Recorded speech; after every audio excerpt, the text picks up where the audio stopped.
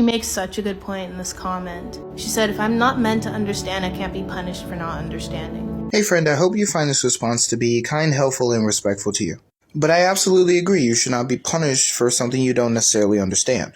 In fact, Paul says that he was shown mercy despite being a blasphemer, persecutor, unaliver, etc. because of his ignorance. So your level of understanding does matter in Christianity.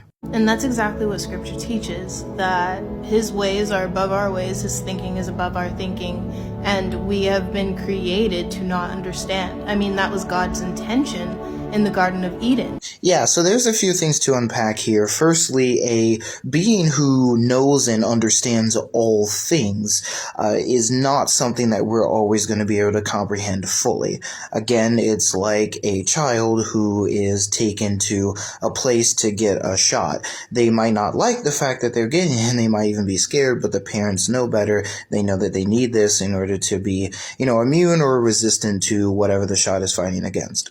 That child doesn't need to know what's going on exactly in order for the parents to be right in what they're doing, and for the child to trust the parents. Let's also keep in mind that Adam and Eve are given an extreme amount of knowledge. They are able to communicate and speak.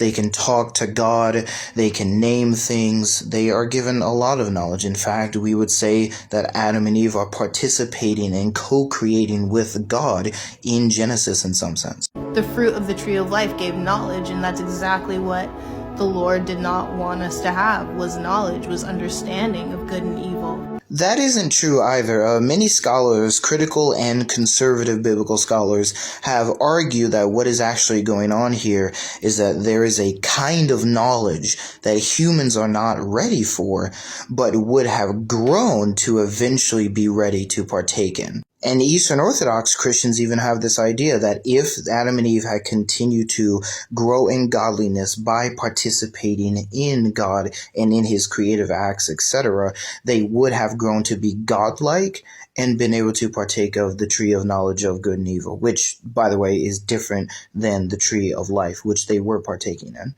or at least were able to partake in. This video is getting a little long, so stay for part 2.